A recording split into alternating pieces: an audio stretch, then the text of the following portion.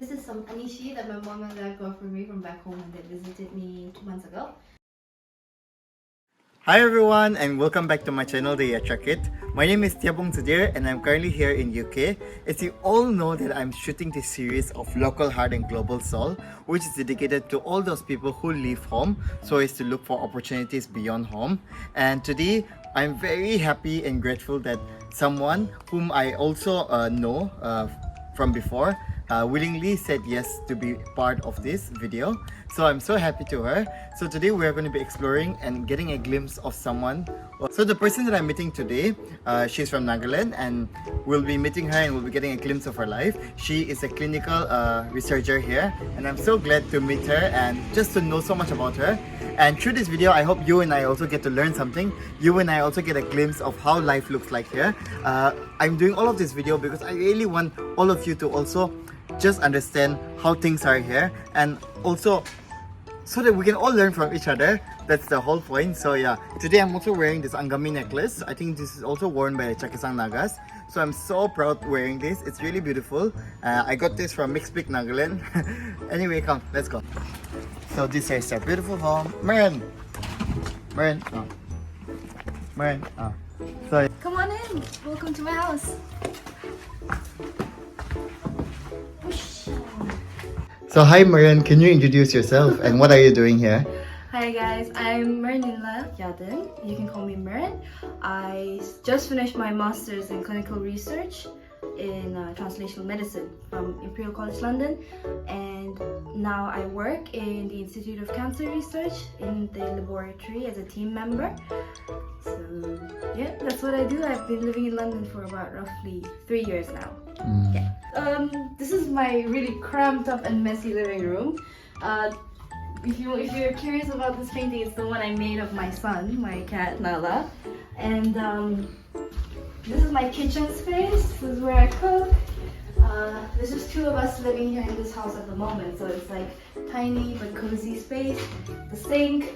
This is our backyard. It's quite big. You can grow vegetables, tomatoes. I grow flowers and vegetables depending on the season. And then this is my washing machine, like laundry space.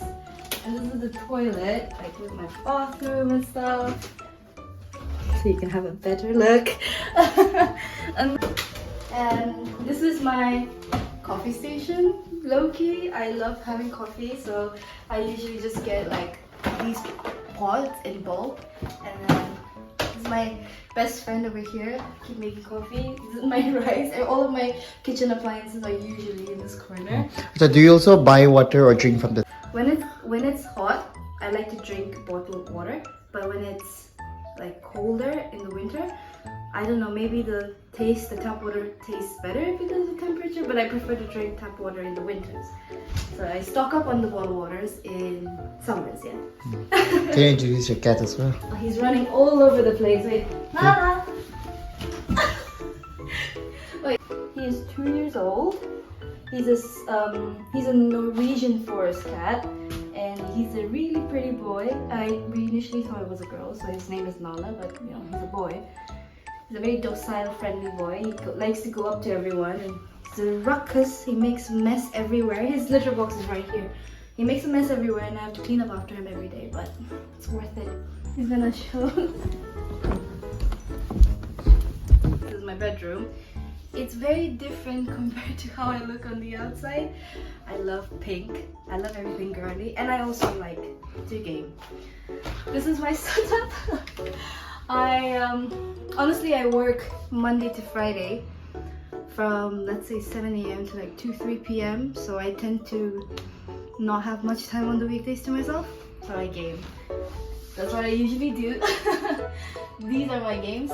Also, you can play games and you can do well in life. Just find the balance. I play a lot of Valorant and a lot of League of Legends now, but there was a time when I used to play a lot of Mobile Legends. I know it's still a huge thing back in the Northeast, and I still play it here. People play it a lot in the... I think the Eastern Europeans play a lot here. I also play Fortnite.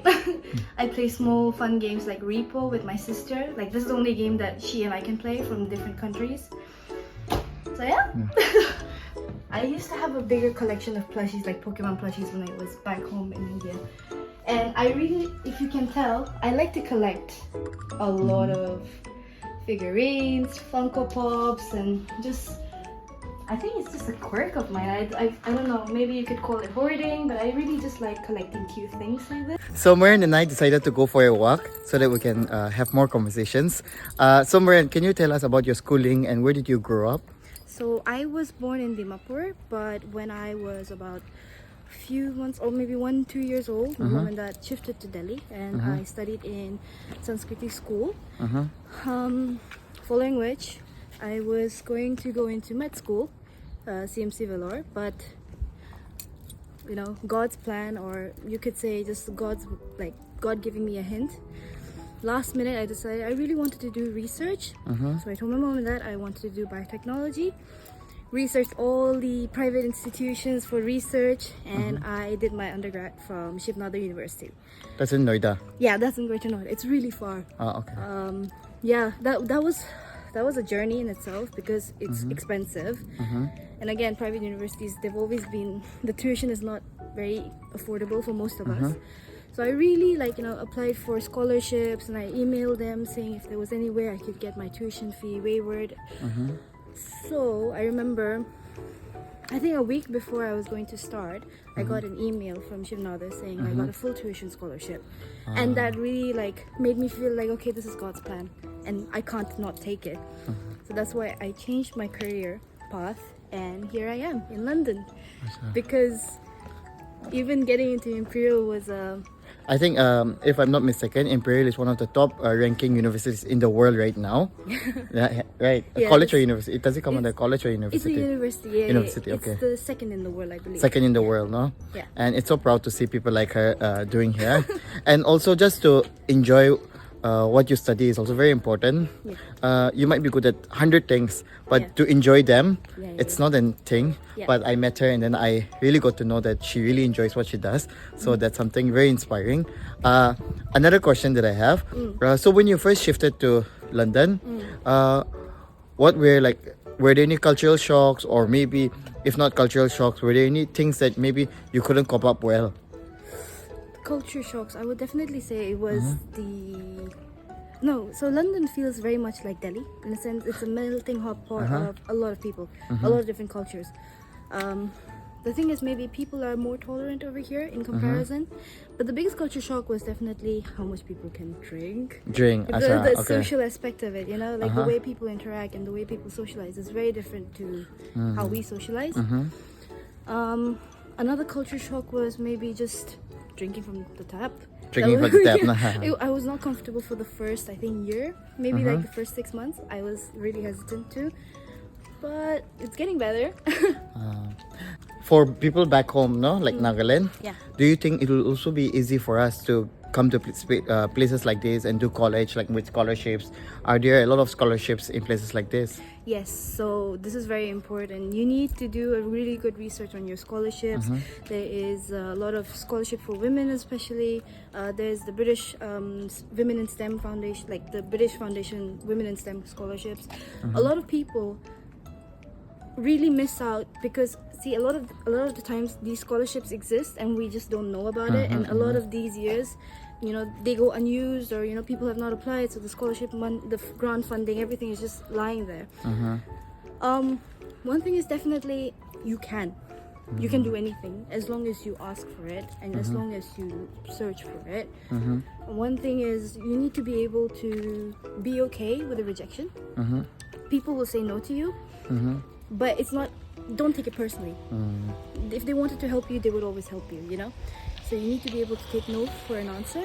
But there's a lot of scholarships that are available, especially for Indians in the UK. And Imperial does a lot of partnerships with the Indian government as well, for specifically Indian students. That's true. So another question. We can get scholarships here in UK, right? Yeah. But how about your pocket money or your traveling fees, or because again, everything is expensive here, especially for people who come from India. We find it so expensive. So how about that? Are there all of this waived as well, or we get some incentives for it? So I'll definitely say, in my experience, I got very lucky and blessed because my parents helped me out initially quite a bit.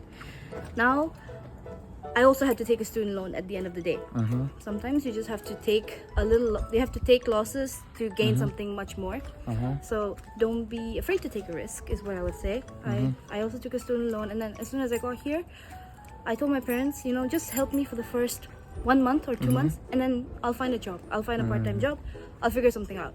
And that's what my mom and dad always told me growing up. Like, my dad always said they never had to worry because they said Merin will always figure it out. So you need to have that kind of an attitude. You need to know that, you know, no matter what happens, you're gonna just ace it. It's fine. Whatever happens, you figure it out. You see what happens. You take up every opportunity. The thing in this culture is, you know, being a waitress back home, people really look down on you. If you are a barista, people look down on you. But here in this country, everything is fair. Everyone gets paid really fairly. No one looks down. If they say you're a waitress, they're like, oh, that's so cool. That must be so difficult, you know? They're understanding. So you need to lose the ego to be able to survive, because no one is going to give you a high-ranking part-time job right away. You'll have to start from scratch because you're living a new life, you know? Like this. So here we can just eat it like this. So do you miss Nagaland as well? Yes, I miss Nagaland so much. And I think I tell this to all my friends. When I say home, I miss Delhi because of my mom and dad. But if I were to say like home, to me, home has always been Nagaland. I miss my cousins, I miss my relatives, I miss the rivers, I miss the valleys. Getting to live in the big city, it really starts to get to you. Some of us are always meant to be one with nature, and I think I'm one of them. I would want to go back to Nagaland if I retire, or if I were to, you know, get an opportunity to make a change or provide for the people. For me, I grew up in Nagaland, and then I don't speak like certain languages still now, like even after all these years. But meeting her, and then she grew up in Delhi, and she has been exposed to so many places. She studied in like international schools, but still she's able to speak like her mother tongue. Like, she's able to speak a lot of languages from Nagaland as well, even after not visiting a lot of times, right? So that's really nice of you, like just to know so many languages like from back home. So yeah, nice. Coffee hello. I'll quickly make some coffee. So let's see. Well, just a quick drink before we sit down and do the real talk. So Merin, do you want to share your final thoughts, your final message to all my viewers? I have 3 major points, and if any one of you can stick with even one and take a, like, you know, if you can take some meaning out of it, I would be very grateful.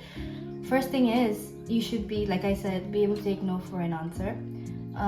It's very easy to envy people who are living, you know, successfully, but a lot of times these successful people have failed more times than most of us have even tried. And the second thing is, when it comes to our society, and don't take this the wrong way, I mean it in with like all the love and only positivity, but UPSC is not going to be an answer to your problems. Yes, if you want to genuinely pursue it, go for it, you know, it's great. But if there's people like those who want to pursue art, those who want to pursue music, those who want to pursue, like I did, I pursued biotech when no one in this, like in my family, even knew what biotechnology was. Like, for instance, before COVID, everyone, my relatives told me, oh, you should have just studied medicine. What is biotech about? Biotech po na kiko, like that. Ki job pa. But then, you know, then the same time when COVID hit, those same relatives were saying, oh, Manila to biotech pure se, subject of the future se, like that. It's like, oh, she was very smart with her decision. So it's the same people who will, you know, maybe nag you, but they'll also see your potential. When they do, they're going to be the ones to, like, you know, save themselves. Need to admit, girl, that I was wrong and your decision was right. So you don't have to prove to anyone. At the end of the day, you have to prove to yourself. And when you do, people will see it. Also, thank you for watching the entirety of the video. I hope I didn't yap and blabber on. I have a pimple here, so I hope you will understand as well. And I hope you guys keep trying, because anyone, if I can do it, anyone can do it. If you want to play games, play. Parents, don't take this the wrong way, but if you want to work hard when it's time to work. And if you want to play, then play when it's time to play. That's the only rule I had growing up. My mother would even say, if you don't want to study for 2 hours, 30 minutes, study properly, like focus with all of your attention, and then go play or go game, you know. That's the kind of environment I grew up in, and I think that's really helped me with my mental health as well. So that's something that I would really want you guys to focus on, a balance, you know. Thank you. Bye-bye. Wait, 1, 2, 3. And this is some anishi that my mom and dad got for me from back home when they visited me 2 months ago.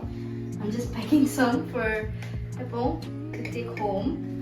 Putting away in this little box over here. So I'm finally leaving now, and thank you so much to Merin.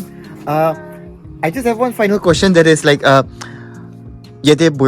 how much do you spend and how is the rent here and all, and what's the average of like earning and all? So my rent is roughly about 1,500 per month, which I split with another person. Like Indian rupees? That's 1,50,000-60,000 rupees per month. And this is actually quite low for the amount that rent usually costs in London. I know friends who pay for one room studio apartments. They pay 2 lakhs for a month, depending on the area.